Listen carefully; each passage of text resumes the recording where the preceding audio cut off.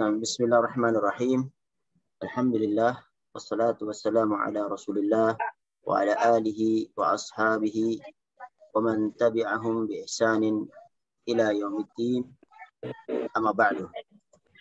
Segala puji bagi Allah Subhanahu wa taala yang telah mempermudahkan kita sekalian di dalam langkah menuntut ilmu pada kesempatan yang berbahagia ini. Insyaallah kita sama-sama belajar untuk kesempatan kali ini tafsir ringkas dari surat An-Nasr. Surat An-Nasr yang artinya pertolongan. Allah Subhanahu wa taala sebutkan dalam surat ini, a'udzubillahi minasyaitonirrajim. Bismillahirrahmanirrahim. Idza jaa nasrullahi wal fath wa ra'aitan nasa yadkhuluna fi dinillahi afwaja fasabbih bihamdi rabbika wastaghfir innahu kana tawwaba. Idza jaa nasrullahi wal fath, apabila telah datang pertolongan Allah dan fath, kemenangan. Wa ra'aitan nasa yadkhuluna fi dinillahi afwaja, dan kamu melihat manusia masuk agama Allah afwajan, berbondong-bondong. Fasabbih bihamdi rabbika wastaghfir, maka saat itu hendaklah engkau bertasbih dengan memuji Tuhanmu dan memohon ampun kepadanya. Innahu kana tawwaba, karena sungguh Allah itu maha penerima taubat. Para hadirin yang dirahmati oleh Allah Subhanahu wa taala, surat ini adalah surat An-Nasr, surat yang ke-110 dalam urutan di dalam Al-Quran, terdiri dari 3 ayat. Dan dia termasuk golongan dari surat Madaniyah, yaitu surat yang turun setelah hijrahnya Nabi Muhammad SAW dari Mekah ke Madinah. Walaupun turunnya ayat ini itu di mana? Di Mekah, ketika Fathul Mekah, ketika pembebasan kota Mekah, yang Allah sebutkan di sini wal fath, yaitu Fathul Mekah. Surat ini turun di Mekah sesudah surat At-Taubah. Katakan Madaniyah, mengambil pendapat ulama yang mengatakan bahwasanya Madaniyah adalah surat yang turun setelah hijrah, walaupun turunnya di Mekah atau di luar Madinah. Surat An-Nasr dinamai surat An-Nasr diambil dari kalimat Nasr yang terdapat pada ayat pertama di dalam surat ini. Secara umum, isi dari surat An-Nasr terdiri dari janji Allah Subhanahu wa taala dan pertolongannya kepada Nabi Muhammad SAW dan kepada agama ini, agama Islam, bahwa agama ini akan mendapatkan kemenangan dari Allah Subhanahu wa taala.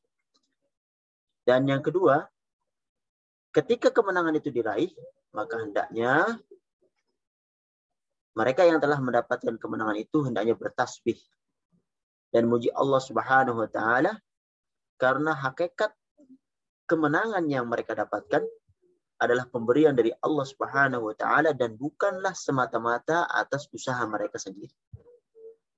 Dan memohon ampun kepada Allah Subhanahu wa taala ketika terjadi peristiwa yang menggembirakan. Kenapa harus mohon ampun? Karena bisa jadi syukur yang kita tegakkan, yang kita berikan kepada nikmat yang Allah berikan kepada kita itu belum maksimal, sehingga kita beristighfar atas rasa syukur kita yang belum maksimal atas nikmat-nikmat Allah Subhanahu wa taala yang kita terima.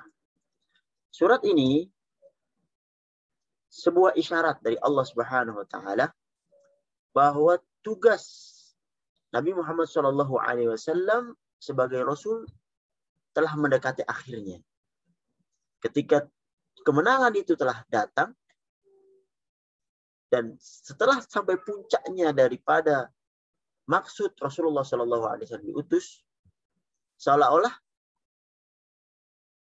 inilah akhir dari risalah beliau SAW. Dan akhir itu akan ditandai dengan meninggalnya beliau SAW yang meninggalkan risalah Islam ini dengan komplit tanpa perlu ditambahi ataupun dikurangi bagi orang-orang yang datang setelah beliau SAW.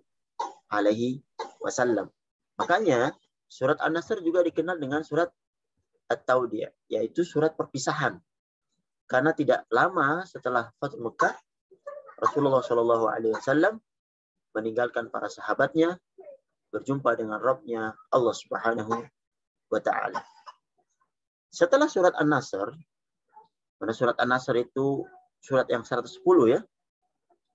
Setelahnya ada surat Al-Lahab. Apa hubungannya? Para ulama menyebutkan bahwasanya surat An-Nasr itu menerangkan kemenangan yang diperoleh Nabi Muhammad SAW dan para sahabatnya. Dan surat setelahnya, surat Al-Lahab menerangkan akan kebinasaan, bahkan siksaan yang akan diterima diterima oleh mereka musuh-musuh Nabi kita Muhammad SAW. Di antaranya adalah Abu Lahab dan istrinya yang mereka sangat kental sekali menentang risalah Nabi Muhammad SAW. Para hadirin yang dirahmati oleh Allah Subhanahu wa Ta'ala, mari kita bersama-sama masuk ayat per ayat daripada surat An-Nasr ini. Suratnya pendek tetapi sangat luar biasa karena isinya adalah sebuah bentuk kabar gembira bagi Nabi kita Muhammad SAW dan para sahabat dan kita umatnya yang datang setelahnya. Karena biar bagaimanapun keadaan kita pada saat ini, kita rasakan kepedihan, kesukaran di dalam menegakkan agama ini, atau ancaman-ancaman dari musuh-musuh Islam. Allah Subhanahu wa Ta'ala sebutkan di sini bahwasanya mereka di akhir nanti mereka akan ditolong oleh Allah Subhanahu wa Ta'ala dengan syarat mereka berpegang teguh dengan apa yang Allah perintahkan, yaitu tauhid, menyembah hanya kepada Allah, menjauh syirik, menyembah selain Allah, selain menyekutukan Allah Subhanahu wa Ta'ala dengan selainnya, dan mengikuti Nabi Muhammad SAW di dalam beribadah, mendekatkan diri kepada Allah Subhanahu wa Ta'ala. Ayat pertama Allah sebutkan, idza jaa nasrullahi wal fath. Apabila telah datang pertolongan Allah dan kemenangan. Kata An-Nasr berarti al-aun atau pertolongan.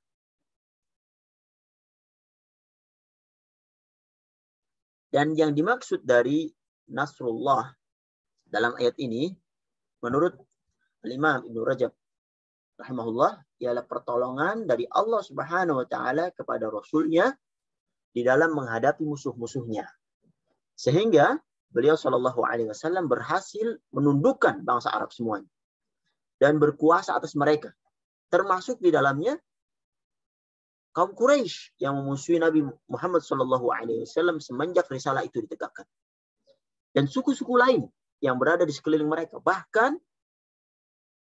menjadi luas cakupan Islam ketika zaman para sahabat, Al-Khulafa Ar-Rasyidin yang memegang setelah Rasulullah SAW dalam menyebarkan agama Islam sehingga tersebarlah ke seluruh penjuru dunia ini, dan termasuk adalah ke diri kita yang sekarang dengan izin Allah menikmati indahnya berislam dan hidup di dalam naungan Islam. Secara eksplisit, surat ini memberikan bisyarah atau kabar gembira pada Rasulullah SAW dan kaum muslimin. Disebutkan oleh Syekh Abdurrahman As-Sa'di, beliau menyebutkan tentang hal ini, bahwasanya dalam surat ini terdapat bisyarah, kabar gembira, dan perintah kepada Rasulullah SAW pada saat kemunculan bisyarah ini. Dan kabar gembira ini merupakan bentuk pertolongan Allah Subhanahu wa taala bagi Rasul. Dan peristiwa penaklukan kota Mekah itu adalah bukti pertolongan Allah Subhanahu wa taala, yang mana setelah penaklukan itu manusia masuk afwaj, berbondong-bondong menerima kebenaran yang Allah Subhanahu wa taala turunkan. Syekh Abu Bakar Al-Jazairi mengungkapkan bahwasanya jika telah datang pertolongan Allah bagimu, wahai Muhammad, hingga engkau berhasil mengalahkan para musuhmu di setiap peperangan yang engkau jalani, dan datang anugerah penaklukan, yaitu penaklukan kota Mekah, Allah membukakan bagi dirimu sehingga menjadi wilayah Islam yang sebelumnya kota Mekah itu penuh dengan kekufuran. Idza jaa nasrullahi wal fath. Al-Fath maksudnya di sini adalah Fatu Mekah, yaitu pembukaan kota Mekah, yang mana Rasulullah SAW mendatanginya dan membebaskan kota Mekah itu dari kesyirikan dan menundukkan kaum kafir Quraisy, sehingga mereka hanya tunduk kepada agama yang dibawa oleh beliau sallallahu alaihi wasallam. Al-Imam Ibnu Katsir rahimahullah berkata, yang dimaksud Al-Fatah yaitu Fatuh Mekah. Dan ini pendapat yang sangat bulat, maksudnya diambil oleh sebagian besar al-ulama. Itu juga Al-Imam Ibnu Jarir At-Tabari dan Ibnu Jauzi dan Imam Al-Qurtubi dalam tafsirnya juga menyebutkan hal yang sama, maksudnya daripada Al-Fatah yaitu Fath Al-Makkah. Pada ayat yang kedua, Allah Subhanahu wa taala sebutkan wa ra'aitan nasa yadkhuluna fi dinillahi afwaja. Dan kamu lihat manusia yadkhuluna fi dinillah, masuk agama Allah afwaja, berbondong-bondong. Jadi tidak satu dua mereka masuk Islam. Semua, bahkan satu suku masuk Islam semuanya. Karena apa? Karena Fatuh Mekah itu sebagai tolak ukur daripada kebenaran Rasulullah Shallallahu Alaihi Wasallam, yang mana kaum Arab yang di sekeliling kaum Quraisy itu menganggap kalau Muhammad itu benar dan bisa menaklukkan Mekah, maka berarti risalahnya itu adalah benar. Karena sebelumnya Mekah itu dilindungi oleh Allah Subhanahu wa taala ketika akan dihancurkan oleh Abraha. Dalam surat Al-Fil, mereka mencoba menghancurkannya, meluluhlantakannya, memindahkannya ke Yaman. Dan kaum kafir Quraisy berlepas diri. Ini Ka'bah milik Allah dan Allah yang akan menjaganya. Dan mereka berlarian ke gunung-gunung, dan betul Allah menjaga Ka'bah dan kota Mekah dari penghancuran yang akan dilakukan oleh Abraha, dengan diutuskan kepada mereka itu burung yang membawa hijarah min sijjin, hijarah dari neraka yang sangat panas. Dan di sini para orang Arab yang di sekeliling kota Mekah menganggap kalau sampai Nabi Muhammad itu sukses menaklukkan Mekah, maka berarti risalahnya itu benar. Disebutkan dalam Sahih Al-Bukhari dari sahabat yang mulia Amr bin Salamah, dia berkata, wa kanat al-Arabu talawwamu bi islamihim al-fath. Dulu bangsa Arab itu menunggu-nunggu al-Fatah, menaklukkan kota Mekah. Untuk memeluk Islam, mereka nunggu itu. Fayaqulun, mereka mengatakan, utrukuhu wa qaumahu. Dah, kita biarkan saja Rasulullah itu dengan kaum. Fa innahu in zahara alaihim fahuwa nabiyyun shadiq. Kalau seandainya beliau menang atas mereka, berarti ia memang seorang nabi yang jujur. Falamma kanat waq'atu ahli al-fath. Yang ketika terjadi penaklukan kota Mekah itu,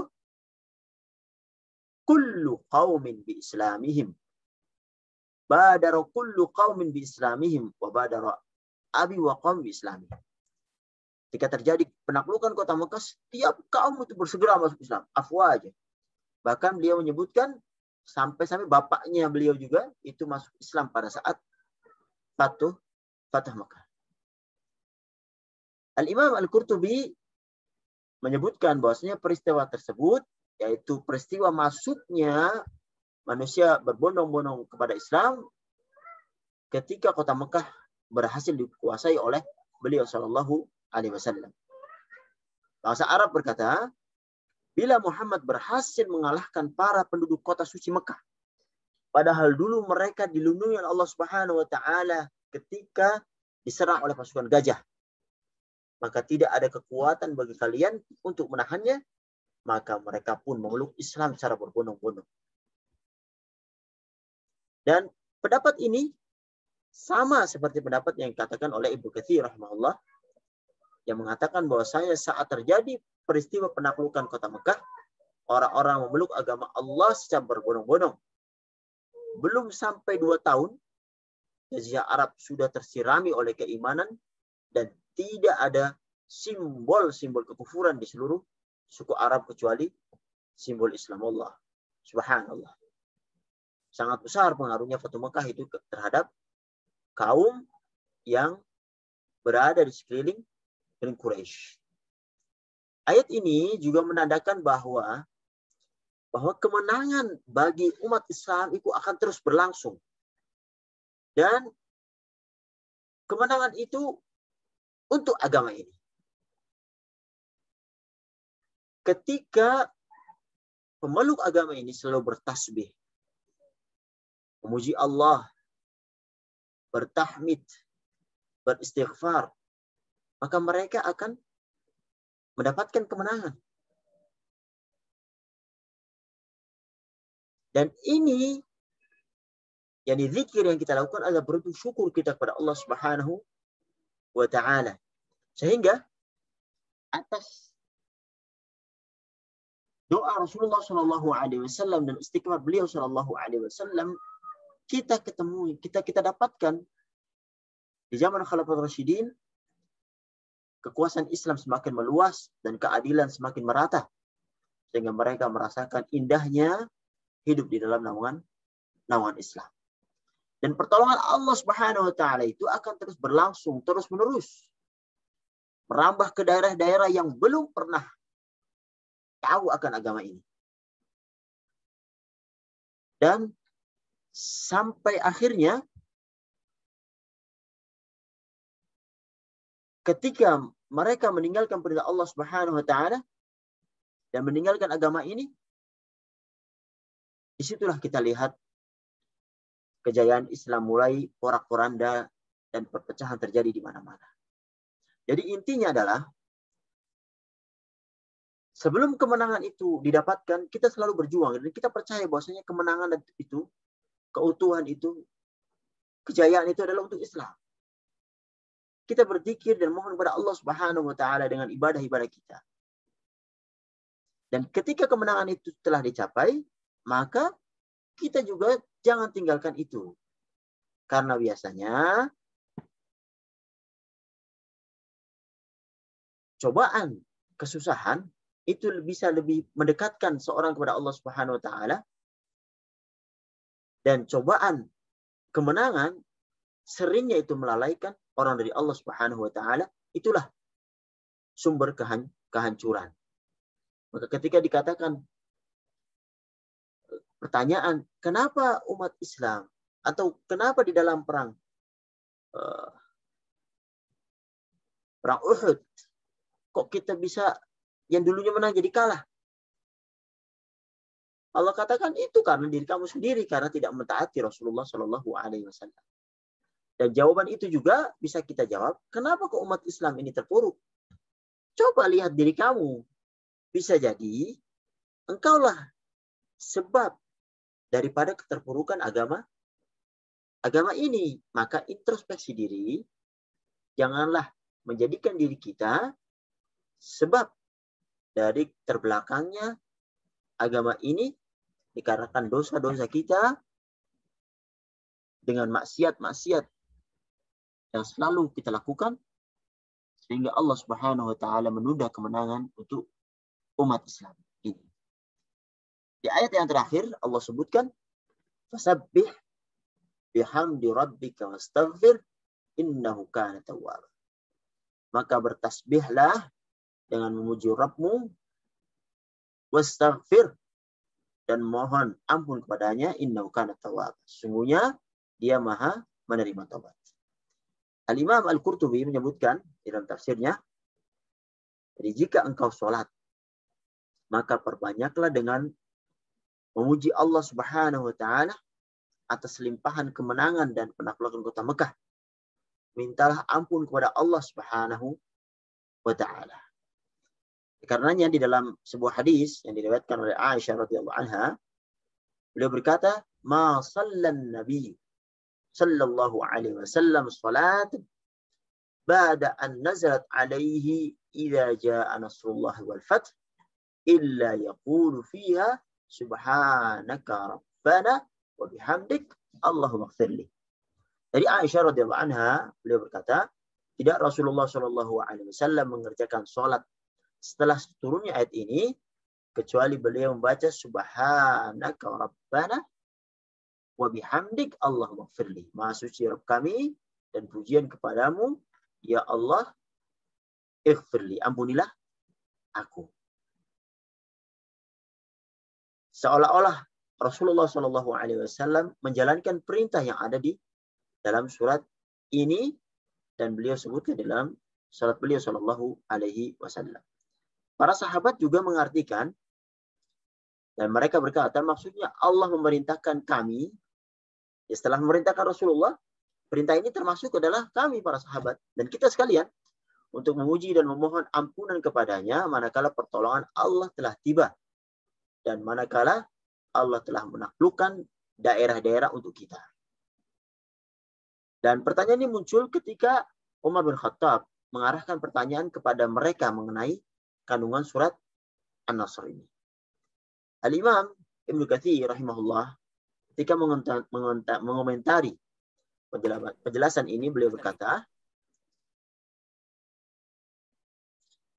bahwa kita diperintahkan untuk memuji Allah dan bersyukur kepadanya ketika telah ditaklukkannya wilayah Madain dan benteng-bentengnya, yaitu dengan melaksanakan sholat. Karena ini adalah perintah Allah Subhanahu wa taala dalam surat ini dan mohon ampun kepada Allah Subhanahu wa taala.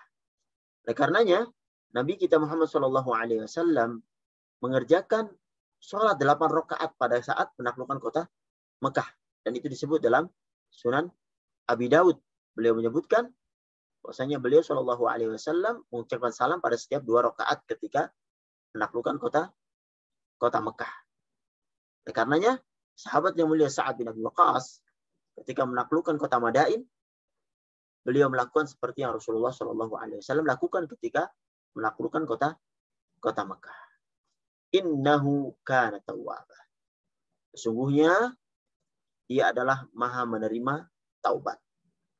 Maksudnya Allah Subhanahu wa taala itu menerima taubat bagi orang-orang yang bertasbih, bagi orang-orang yang beristighfar. Allah mengampuni semua, merahmati mereka semua, menerima taubat mereka semua ketika mereka kembali kepada Allah Subhanahu wa taala. Maka tidak ada alasan bagi orang yang Allah coba jatuh ke dalam kemaksiatan, jatuh ke dalam sesuatu yang perbuatan yang Allah murkai, untuk mereka berputus asa dari rahmat Allah Subhanahu wa taala. Wah, saya udah dosanya banyak, ini saya nggak mungkin diampuni oleh Allah. Tidak. Innahu kana tawwab. Innahu yaghfiru dzunuba jami'a. Ia mengampuni dosa seluruhnya. Tinggal kembali saja kepada Allah Subhanahu wa taala dengan jujur, dan Allah Maha mengetahui siapa yang jujur di dalam bertaubat dan siapa yang bohong di dalam taubatnya. Dan ketika dia jujur, ingat ayat ini, innahu kana tawwab. Sungguhnya dia maha menerima taubat. Dan tidak boleh ada putus asa di dalam mengharapkan taubat dari Allah Subhanahu wa taala. Bahkan seorang mukmin, seorang muslim saja disuruh oleh Allah Subhanahu wa taala bertaubat. Ya ayyuhalladzina amanu tubu ilallahi taubatan nasuha. Wahai orang-orang yang beriman, bertaubatlah engkau kepada Allah dengan taubat yang sebenar-benarnya untuk orang yang beriman. Barangkali ada orang yang melakukan hal-hal yang tidak benar, bermaksud pada Allah, maka dia lebih berhak untuk bertaubat. Dan insya Allah pegang ayat ini, innahu kana tawwab. Tinggal kita ajukan kejujuran kita dalam kembali kepada Allah Subhanahu wa taala. Karena apa? Karena Rasulullah Shallallahu alaihi wasallam saja yang maksum, yang terpelihara dari dosa-dosa, yang telah diampuni dosanya ma taqaddam wa ma ta'akhkhar. Dosa dulu dan dosa yang akan datang. Diperintahkan oleh Allah untuk beristighfar. Maka bagaimana dengan orang yang selain beliau Shallallahu alaihi wasallam? Kita lebih berhak untuk hal itu karena kita banyak terjatuh di dalam dosa-dosa pada Allah Subhanahu wa taala.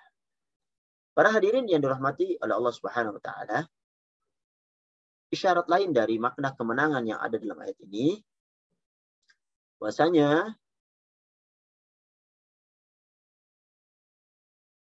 kemenangan yang Allah Subhanahu wa taala sebutkan di dalam ayat ini mengisyaratkan, seperti yang disebutkan oleh Syekh Abdurrahman As-Sa'di, mengisyaratkan akan dekatnya ajal beliau Shallallahu alaihi wasallam. Dan bahwasanya umur yang beliau curahkan kepada dakwah, mengajak orang kembali kepada Allah Subhanahu wa taala. Bayangkan cuma 23 tahun. Dari umur beliau yang 63 tahun, yang 13 tahun di Mekah, 10 tahun di Madinah, beliau bisa mendapatkan keberkahan dari Allah Subhanahu wa taala dengan menjadikan seorang yang dulunya menyembah selain Allah Subhanahu wa taala lalu kembali hanya menyembah Allah Subhanahu wa taala. Sungguh sangat berkah umur beliau Shallallahu alaihi wasallam. Dan sudah menjadi kebiasaan pada perkara-perkara yang mulia itu ditutup dengan istighfar. Coba kita lihat dalam sholat. Setelah sholat kita langsung disuruh oleh beliau Shallallahu alaihi wasallam dan contohkan untuk beristighfar, astagfirullah, astagfirullah, astagfirullah. Di dalam haji, setelah berhaji, maka disuruh dalam Al-Quran beristighfar yang banyak. Dan ibadah-ibadah lainnya. Allah Subhanahu wa ta'ala di dalam surat ini memerintahkan Rasulnya untuk mengucapkan pujian dan istighfar. Jadi sebelum kita memohon ampun kepada Allah, hendaknya didahului dengan pujian kepada Allah Subhanahu wa ta'ala. Dan surat ini mengisyaratkan tentang ajal beliau yang sudah dekat. Sehingga seolah-olah sebagai isyarat ketika ajal itu sudah dekat, hendaklah beliau beristighfar, memohon ampun dengan menyiapkan diri agar akhir kehidupannya berakhir dengan husnul khatimah, dengan amalan-amalan yang terbaik. Dan begitulah seharusnya yang dilakukan oleh, mohon maaf, orang-orang yang sudah lewat daripada umurnya, sudah mendekati umur seperti umur Rasulullah Shallallahu alaihi wasallam mendekati 60. Hendaknya mereka tidak neko-neko lagi. Tapi hendaknya mereka beristighfar, mohon ampun kepada Allah, kembali kepada Allah Subhanahu wa taala agar mengampuni apa yang telah mereka lakukan di masa-masa lampau sehingga akhir kehidupannya berakhir dengan husnul khatimah. Seperti yang dilakukan oleh Rasulullah Shallallahu Alaihi Wasallam dalam menerapkan pengajaran Allah Subhanahu wa Ta'ala di dalam ayat surat ini. Al-Imam Ibnu Jauzi rahimahullah berikan pandangan tentang ayat ini. Beliau berkata bahwasanya para ulama tafsir mengatakan telah disampaikan dan diberitahukan kabar wafat beliau. Dan sungguh ajal beliau sudah dekat. Maka diperintahkan untuk bertasbih, beristighfar, guna menutup usia dengan tambahan amal soleh. Jadi, ketika seorang sudah tua, sudah keluar ubannya, maka lakukan hal-hal yang bisa mendatangkan pahala di sisi Allah Subhanahu wa Ta'ala agar amalannya itu berlipat di akhir kehidupannya. Karena al-umur bil khawatim, sesuatu dilihat itu dari akhirnya. Walaupun ini tidak menafikan bagi teman-teman yang masih muda untuk kembali kepada Allah Subhanahu wa Ta'ala, karena setiap yang bernyawa akan mati dan setiap orang tidak mengetahui kapan nyawanya akan dicabut oleh Allah Subhanahu wa Ta'ala. Para hadirin yang dirahmati oleh Allah Subhanahu wa Ta'ala, Al-Imam Al-Bukhari menyebutkan riwayat dari Abdullah bin Abbas radhiyallahu anhu yang menjelaskan tentang tingginya ilmu beliau tinggi ilmunya beliau radhiyallahu anhu di dalam khususnya di dalam menafsirkan ayat-ayat atau surat-surat yang Allah Subhanahu wa Ta'ala turunkan. Padahal beliau masih kecil waktu itu. Umar memasukkan dirinya seperti yang beliau sebutkan bersama orang-orang tua yang ikut dalam perang Badar. Dan ya biasa orang tua, ini kok anak kecil ikut dengan kami gitu. Padahal kami juga punya anak-anak seperti dia, kami tidak membawanya ke sini. Dan Umar mengatakan, sungguh kalian akan mengetahui siapa dia itu. Berapa besar ilmunya dia terhadap Al-Quran. Pada suatu hari, Umar pun memanggil Abdullah bin Abbas dan memasukkan bersama mereka. Dan Ibnu Abbas seolah-olah setelah mengetahui bahwasanya ini Umar pengen menunjukkan kemampuan dirinya di dalam menafsirkan Al-Quran. Dan beliau memang terkenal dengan turjuman Al-Quran, yaitu yang penafsir Al-Quran karena mendapatkan doa dari Rasulullah Shallallahu Alaihi Wasallam, Allahumma faqih fiddin wa alimu ta'wil. Ya Allah, faqihkan dia di dalam agama ini dan berilah ilmu dia dalam ta'wil, di dalam mentafsirkan Al-Quran. Abdullah bin Abbas. Umar bertanya kepada para sahabat, apakah pendapat kalian tentang firman Allah, idza ja'a nasrullahi wal fath? Maka para sahabat menjawab, Allah memerintahkan kami untuk muji dan mohon ampun kepadanya. Manakala pertolongan Allah telah tiba, dan ketika bisa menaklukkan daerah-daerah. Sementara sebagian mereka juga terdiam yang tidak tahu jawaban. Kemudian Umar bertanya kepada Abdullah bin Abbas, apakah seperti itu wahai Abdullah bin Abbas? Abdullah bin Abbas menjawab tidak. Umar berkata, apa pendapatmu? Ibnu Abbas menjawab, itu adalah kabar tentang ajar Rasulullah SAW. Allah memberitahukan kepada beliau dalam keadaan seperti itu, idza ja'a nasrullahi wal fath, terdapat ajal.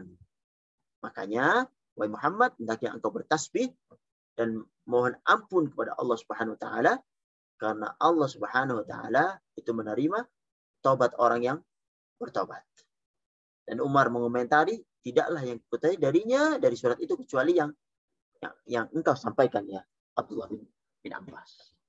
Para hadirin yang dirahmati Allah Subhanahu wa Ta'ala, Al-Imam Muslim menyebutkan sebuah riwayat dari Aisyah radhiyallahu anha, bahwasanya Rasulullah Shallallahu Alaihi Wasallam yukthiru an yaqula qabla an yamut, bahwasanya Rasulullah memperbanyak ucapan sebelum beliau meninggal, sebelum beliau wafat, subhanaka wa bihamdik astaghfiruka wa atubu ilaik. Subhanak wa bihamdik astaghfiruka wa atubu ilaik. Aisyah bertanya, wahai Rasulullah, ma hadhil kalimat allati araka ahdatsaha taquluha. Kalimat apa ini kok engkau selalu mengucapkannya padahal sebelumnya engkau tidak mengucapkannya. Qal ju'ilat liya alamatun fi ummati idza ra'aituha qultuha idza jaa nasrullah wal fath ila akhir surah. Telah ditetapkan bagiku sebuah tanda pada umat. Bila aku telah menyaksikan itu Fatu Makkah. Yaitu seolah-olah aku disuruh untuk mengucapkan kata-kata tadi, yaitu subhanak wa bihamdik astaghfiruka wa atubu ilaik. Dan beliau telah diberitahu oleh Allah Subhanahu wa taala dengan turunnya surat ini, idza jaa nasrullah wal fath. Di riwayat yang lain disebutkan karena Rasulullah Shallallahu alaihi wasallam yukthiru min qawli subhanakallahumma wa bihamdik astaghfiruka wa atubu ilaik. Maksudnya Rasulullah Shallallahu alaihi wasallam memperbanyak membaca doa ini, subhanakallah wa bihamdik astaghfiruka wa atubu ilaik. Aisyah bertanya, ya Rasulullah, araka tukthiru min qawli subhanakallah wa bihamdika astaghfiruka wa atubu ilaik. Aku melihat engkau perbanyak mengatakan kalimat ini, subhanakallah wa bihamdi astaghfiruka wa atubu ilaik.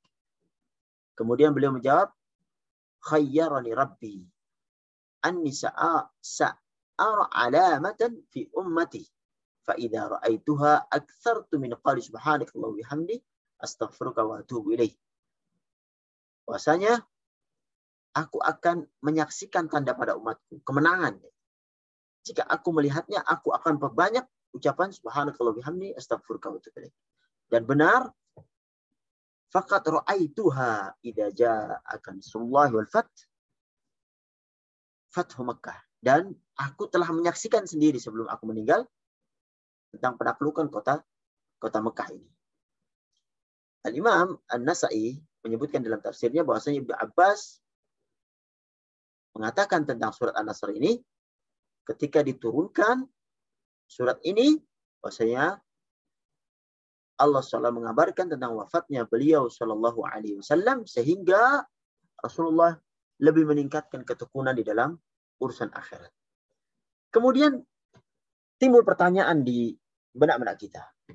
Rasulullah dikatakan telah diampuni ma taqaddama minhu wa ma ta'akhkhar, telah diampuni dosa-dosa yang telah lalu dan ada.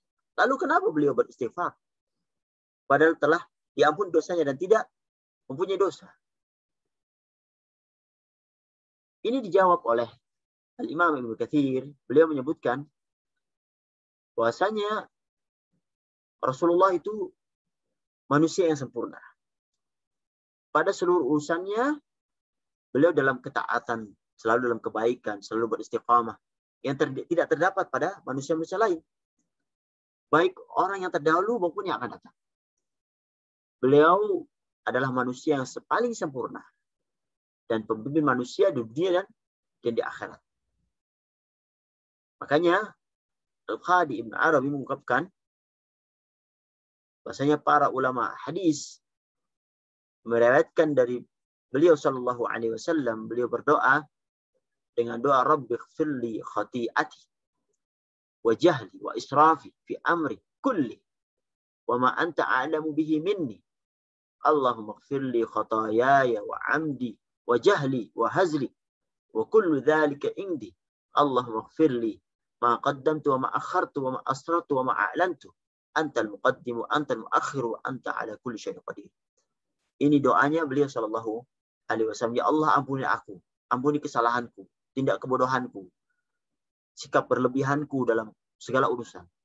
Yang engkau mengetahuinya. Ya Allah, ampuni dosa-dosaku, kesalahan-kesalahanku, sengajaanku, kebodohanku, baik gurauanku, dan semua yang ada pada diriku. Ampuni aku dari hal yang telah aku kerjakan atau yang aku tampakkan atau aku sembunyikan. Dan engkaulah yang zat yang mendahulukan dan mengundurkan dan menempatkan perkara pada tempatnya. Dan engkau maha penguasa atas segala sesuatu. Beliau mengomentari Ibnu Arabi rahimahullah, bahwasanya semua itu ada pada diriku, yaitu diri kita sekalian sangat banyak kesalahan-kesalahan itu. Baik kesalahan sengaja atau tidak sengaja. Dan Rasulullah tidak ada hal itu dan beliau minta ampun pada Allah Subhanahu wa taala. Makanya beliau menyebutkan Ibnu Arabi, hanya saja beliau Shallallahu Alaihi Wasallam menganggap amalannya itu sangat sedikit dibandingkan dengan nikmat Allah Subhanahu Wa Taala kepada beliau.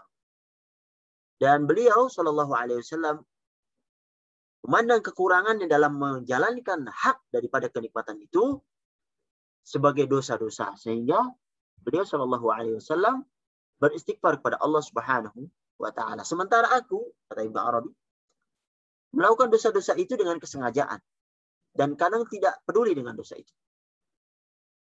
Mudah-mudahan Allah Subhanahu Wa Taala tetap menerima pintu taubat dan menganugerahkan perlindungan dengan karunia dan kemurahannya kepada dirinya dan kepada kita sekalian yang seyogianya kita beristighfar kepada Allah Subhanahu Wa Taala.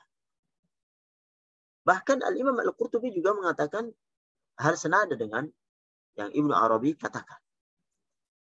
Dan yang dimaksud dari permohonan ampunan adalah memintakan ampun bagi umatnya beliau Shallallahu Alaihi Wasallam. Beristighfar merupakan ibadah yang harus dikerjakan. Bukan untuk memohon ampunan, akan tetapi untuk ta'abbud. Sebagai bentuk ibadah atas perintah Allah Subhanahu Wa Taala. Dan poin yang ketiga, istighfar beliau juga untuk mengingatkan umat beliau agar tidak merasa aman dari dosa-dosa yang telah dilakukan. Sehingga seolah-olah ketika telah berbuat kebaikan, telah beribadah, kemudian meninggalkan istighfar. Dan inilah contoh dari beliau Shallallahu Alaihi Wasallam kepada umatnya. Para hadirin yang dirahmati Allah Subhanahu Wa Taala, istighfarnya beliau Shallallahu Alaihi Wasallam juga sebagai cermin dari ketawaduan beliau, ketaatan dan ketundukan dari perintah Allah Subhanahu Wa Taala dan rasa syukur atas nikmat yang Allah berikan kepada beliau Shallallahu Alaihi Wasallam. Dan Imam Ibnu Hajar mengutip perkataan Imam Tabari dalam masalah ini, bahwasanya beristighfar ialah melaksanakan perintah Allah. Jadi seolah Nabi itu melaksanakan perintah Allah di dalam surat ini, agar bertasbih dan mohon ampun ketika pertolongan Allah Subhanahu Wa Taala itu datang. Para hadirin yang dirahmati oleh Allah Subhanahu Wa Taala, maka keteladanan ini harus kita ambil dari beliau Shallallahu Alaihi Wasallam ketika kita telah dimudahkan, diberi taufik untuk beribadah kepada Allah dengan beristighfar karena bentuk syukur daripada nikmat ibadah yang Allah limpahkan kepada kita. Karenanya dari sebab-sebab diturunkannya ampunan Allah Subhanahu Wa Taala disebutkan oleh Syekh Sa'di ada 4. Yang pertama dengan taubat, yaitu kembali kepada Allah Subhanahu Wa Taala dari keadaan yang tidak kita sukai atau keadaan dari zahir dan batin kita yang tidak sesuai dengan kemauan Allah Subhanahu Wa Taala. Dan taubat ini bisa menghapus dosa kecil dan dosa besar. Kemudian yang kedua yaitu dengan keimanan. Agar kita mendapatkan keampunan, kita harus dengan mengedepankan keimanan kita pada Allah Subhanahu Wa Taala, pengakuan dan pembenaran terhadap apa yang diberitakan Allah Subhanahu Wa Taala, yang mendorong diri kita, hati kita, mulut kita, badan kita untuk mendekatkan diri kepada Allah Subhanahu Wa Taala dengan ibadah-ibadah yang telah ditetapkan. Yang ketiga, penyebab dari diturunkannya ampunan Allah Subhanahu Wa Taala adalah dengan amalan saleh. Seluruh amalan yang mencakup amalan hati, amalan lisan, amalan jawarih. Karena dengan istighfar tadi, berzikir tadi, dengan amalan tadi itu terhapuslah kesalahan-kesalahan yang telah kita lakukan. Dan yang terakhir adalah istiqamah dengan keimanan dan hidayah ini. Karena al-umur bi khawatimnya, sesuatu dilihat dari akhirnya. Sesuatu biasanya terlihat akhirnya itu dari kebiasaannya. Kalau kita terbiasa dengan sesuatu yang baik, diharapkan akhir hidupnya juga dengan berakhir dengan baik. Dan Ini perlu perjuangan karena kita beribadah kepada Allah Subhanahu wa taala itu sampai mati. Wa'bud rabbaka hatta ya'tiyakal yaqin. Sembahlah Allah sampai yakin itu datang, sampai kematian itu datang, dan tidak cukup dengan sebulan, setahun, dan beberapa tahun kita beribadah kepada Allah Subhanahu wa taala. Para hadirin yang dirahmati Allah Subhanahu wa taala, tentunya 4 hal ini yang disebutkan oleh Syekh Sa'di itu berlandaskan kepada firman Allah Subhanahu wa taala di Quran surat Thaha ayat 82. Itu firman-Nya, wa inni laghaffarun liman taba wa amana wa 'amila shalihan tsumma ihtada. Sesungguhnya Allah itu Maha Pengampun, yaitu berarti dengan bertaubat, wa amana, yaitu beriman, wa 'amila shalihan, beramal saleh, tsumma ihtada. Kemudian tetap di dalam jalan hidayah yang Allah Subhanahu wa taala berikan kepada kita. Paling tidak pelajaran yang kita ambil adalah yang pertama, bahwasanya anugerah yang Allah berikan kepada umat Islam ini sangatlah banyak, yang patut untuk disyukuri manakala kenikmatan itu datang, dengan cara bersyukur pada Allah Subhanahu wa taala, yaitu menggunakan nikmat itu untuk mendekatkan diri dan beribadah kepadanya. Dan setelah itu semuanya, kita harus beristighfar pada Allah Subhanahu wa taala atas kekurangan syukur kita dari nikmat yang Allah Subhanahu wa taala limpahkan kepada kita. Inilah beberapa poin yang bisa kita ambil dari pelajaran hari ini, tafsir ringkas surat An-Nasr, yang mudah-mudahan Allah Subhanahu wa taala melimpahkan kepada kita kemenangan dan keistiqomahan di dalam hal ini, khususnya di dalam bersyukur pada Allah Subhanahu wa taala, ditetapkan tetap tegak di dalam jalur hidayah sampai Allah Subhanahu wa taala menjemput kita dan dimudahkan kita untuk beristighfar dan bertobat di akhir-akhir umur yang Allah Subhanahu wa taala sisakan untuk kita sekalian. Hada wa sallallahu alaihi Muhammad wa ala alihi wa sallam. Kalau ada benarnya datang dari Allah Subhanahu wa taala, apabila ada salahnya itu datangnya dari kami pribadi. Hada wa sallallahu ala Muhammad wa ala alihi wa sallam. Assalamualaikum warahmatullahi wabarakatuh.